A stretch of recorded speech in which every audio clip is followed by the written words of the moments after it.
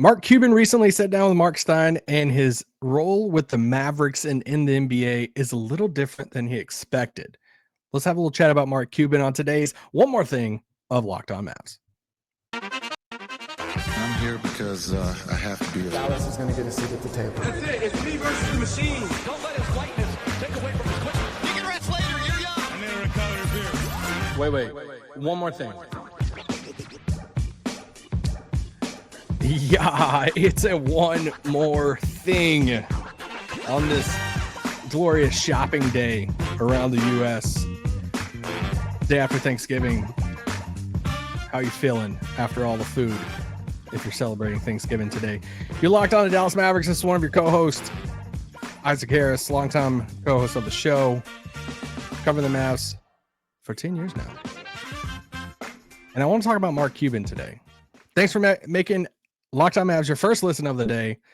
Go make Locked On NBA your second listen of the day. Or if you missed today's show with Nick and myself, we talked about if the Mavericks did some bargain shopping around the NBA today, what that would look like, and some trades. And trade talk just gets everybody up in their feels and all of that. If you're a true Mavs fan, guys, you're signed up. You're already signed up for the Locked On Mavs Insider program. It's a text program. We text out all the latest updates and news and stuff. That's through subtext.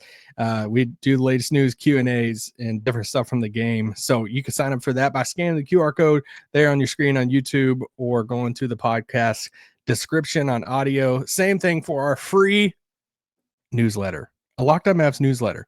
Send you the episode to your inbox. It's one email a day. It's totally free to sign up. We're number one in the network right now, so we want to stay that way. We don't want people catching us. So sign up if you haven't already with any email you have. Create a new email and then just sign up for it. But you can do that by scanning the QR code on the screen too. Let's talk about Mark Cuban. I know it feels like we haven't had any like Mark Cuban news in a while, and I think it's relevant because of two things. One, he did a recent interview with Marc Stein from DLLS and his Marc Stein's Substack.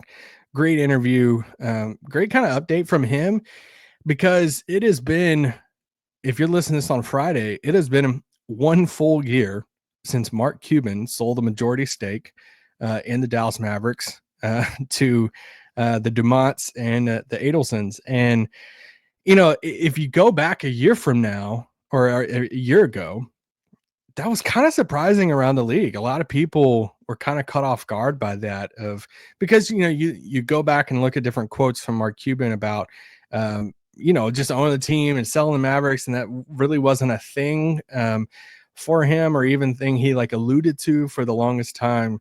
And then bam, that, hits the news there, and he has his reasons and all of that. But when I say Mark Cuban, what do you think of as a Mavericks fan? Because I'm fascinated by this of what the relationship between Cuban and Mavs fans is today.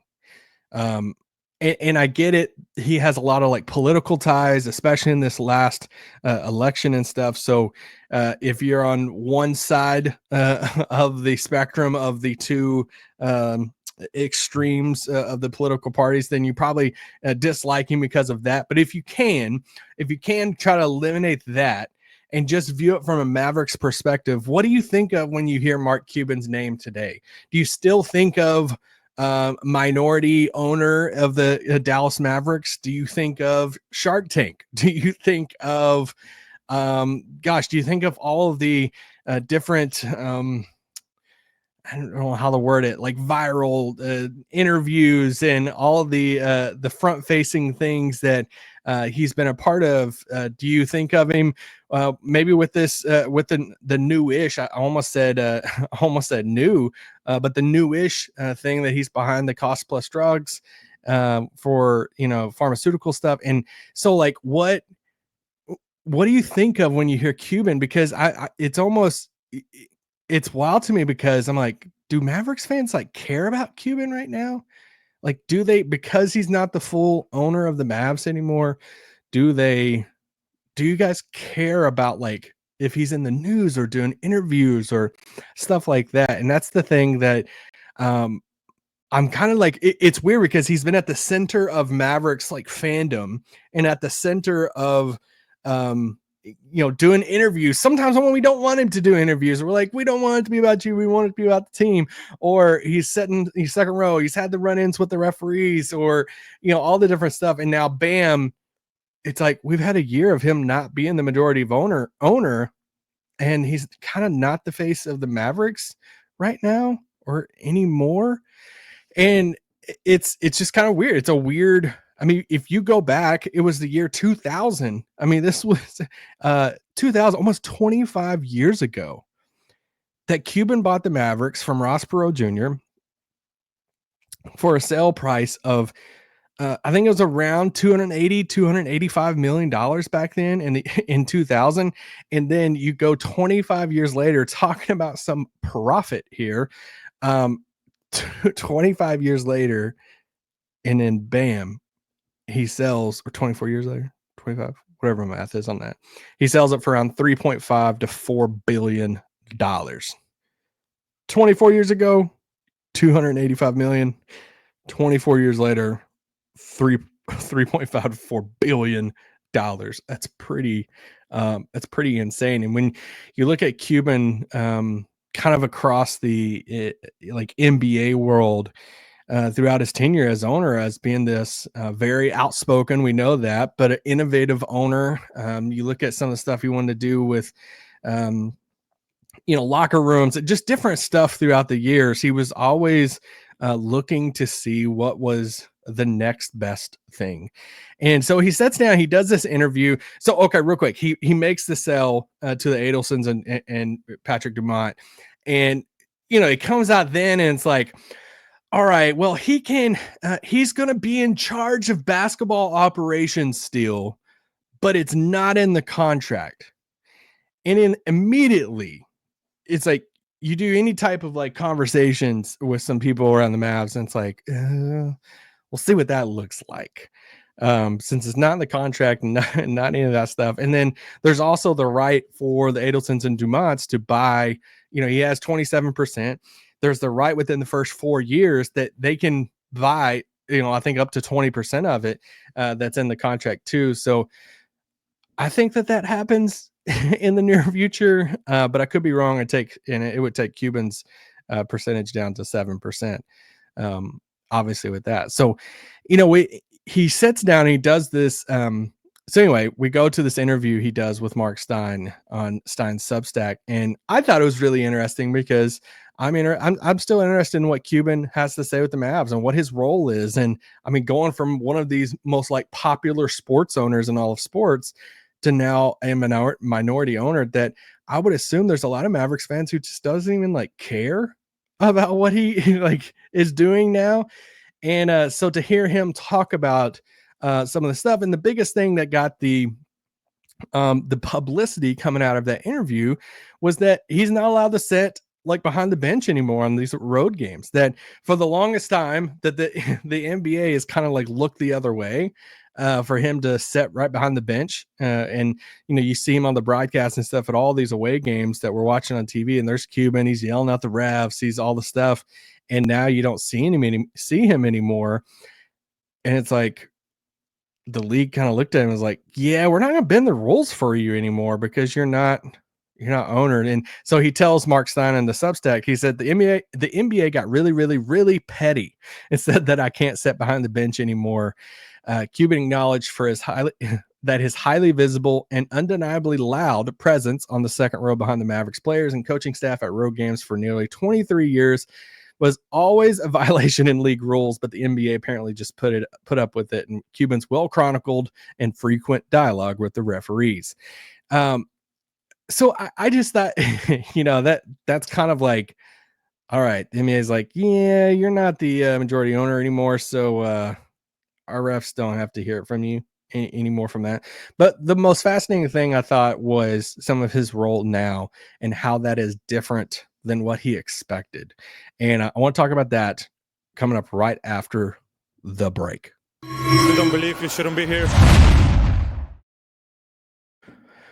This podcast is brought to you by our friends at FanDuel. Guys, the Mavericks have a game coming up on Saturday night against the Jazz. Shocker, they're playing the Jazz again. And I think the Jazz are going to be pretty shorthanded. Dallas probably won't have Luka Doncic. So how much will the Mavs be favored on FanDuel?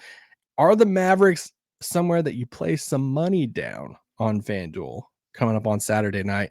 And here's the thing too, once you're watching the game, you're watching Mavs Jazz Saturday night, you see something in the middle of the game, you're like, oh, I want to check the kind of like the real-time stat on that right now, and can I place a bet on that? You probably can if you go to sportsbook.fanduel.com, and you'll get started with $200 in bonus bets guaranteed when you place your first $5 bet. That's fanduel.com.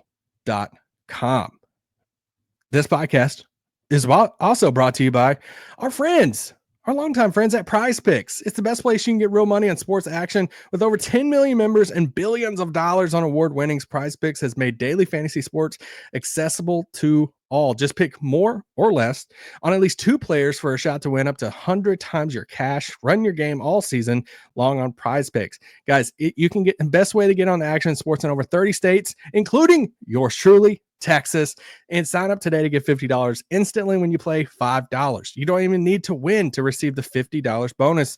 It's guaranteed. Download the app today. Use the code LOCKEDONNBA to get $50 instantly after your play, your first $5 lineup. Guys, download the app today. Use LOCKEDONNBA to get $50 instantly after you play your first $5 lineup. Prize Picks. Run your game. Shut it down! Oh, let's go home!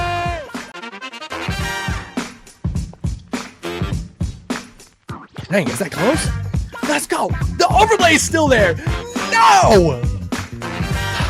Dude, I was so close. So close. One day I'm going to get this. One day I'm going to get this thing right. And y'all are never going to hear the end of it. All right, Marc Cuban. So he continues talks with Marc Stein, and he talked about his role and how his role, and this was the part that I was like, interesting. Once again, I think a lot of us seen that his role was not going to be really controlling basketball operations all the time, but just for him to acknowledge publicly and on the record that, hey, this isn't what I thought it was going to be, type thing, I thought was kind of interesting.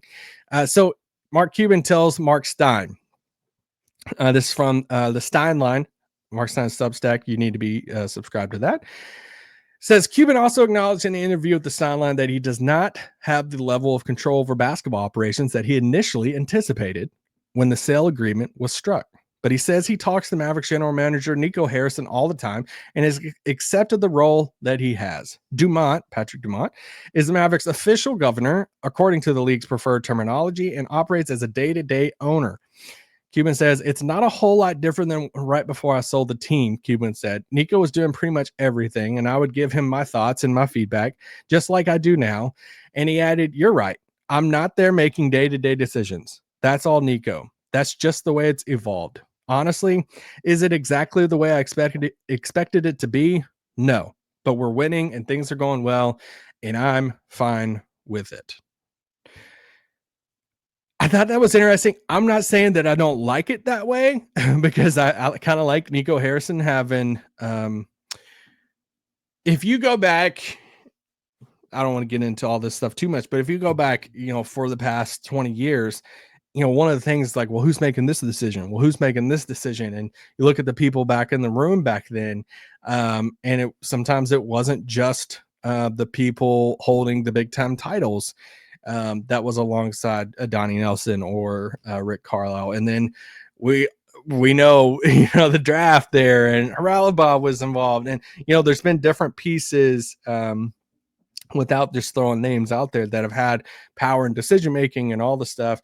And then Nico Harrison's brought in, Jason Kidd's brought in. And it's like, who's really calling the shots here? Who in the Mavericks, who is calling the shots out? Is it Cuban? Is it Nico? Is it somebody else?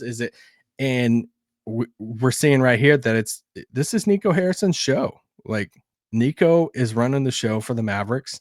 And I've seen a lot of people on Thanksgiving Day is like, I'm thankful for Nico. I am too, because this Nico Harrison experience in Dallas has been a lot of fun. We've seen some cool roster moves and all the stuff. And this is a fun team to have this year. And like Cuban said, it wasn't what Cuban expected as far as his role in the team.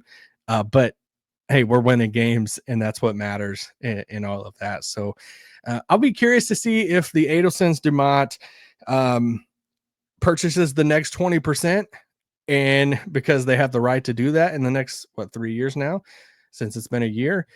And then does Cuban keep the 7%, or does he just let go of all of it and say, hey, you got this and all that? I don't know. I honestly don't know, because if you asked me 5 years ago if Cuban was going to sell and not be the majority owner of the team, I would have said no. I think he's going to hold on to this and give it to his kids. But that was one of the reasons, though, he decided of selling. And anyway, you need to go listen to or read the piece by Marc Stein. I thought it was interesting. Here's my thing. I'm always going to be interested in what Mark Cuban has to say, especially with the Dallas Mavericks, because we have a lot to owe to Cuban for purchasing the Mavs and for a lot of the history, a lot of the stuff, disagree or agree over the years of what Cuban has decided on with the Mavericks. But I'm always going to be interested in a past majority owner. And Cuban is what? He just turned 65. He's going to be around like it. So he's going to be a Mavericks fan. And that's one of the things I love hearing about Mark Cuban talking about the Mavericks is he's always talking from a fan perspective. He's always the diehard Mavericks fan. He talked about being heartbroken when they lost the finals and all the stuff with that. So he's always going to be a fan first with that. And I love the part where he tells Marc Stein that he still emails Adam Silver all the time. And, Adam Silver enjoys those emails. And personally, for me, Mark Cuban has always been great to me. When I first started off, that was when he was doing his famous Stairmaster pregame availabilities. And for the first, couple years that I was covering the team, we would go in there and we would stand by him doing his Stairmaster routine and ask him all these different questions. And he was always so open. He's always made himself so available to media, and what I joked earlier, sometimes too available to some people's opinion. And whether it's me emailing him for something in a story or asking him a question and him emailing right back really fast, him making his email stuff just so public for a lot of different people to email and him right back is just something you just don't see sports owners do. And and he's always been, I feel like I always get asked questions from people who know I do Maverick stuff and like, hey, how's Luka? How's Kyrie? How's, Dirk? And I used to always get asked, how's Mark Cuban? How's Mark Cuban? Is he like he is on Shark Tank and all the stuff? And every time I say, hey, every single interaction I've ever had with him, whether it's been a one-on-one interview, a Stairmaster interview, an interview courtside before the game, an email interaction or whatever, he's always been super, super nice to me and very, in all of that stuff. So, I appreciate him. I appreciate what he's done for the Mavericks. And, that's it. That's one more thing on Locked On Mavs. We'll be back tomorrow, Saturday, for a post-game show. I might drop one more thing before then. Maybe. I have something on Najee Marshall I want to talk about because Najee's just straight up cooking right now. But that's a Mark Cuban update via Marc Stein. Make sure you read that on his Substack. And we'll be back tomorrow for a post-game Locked On Mavs. Peace out. Boom.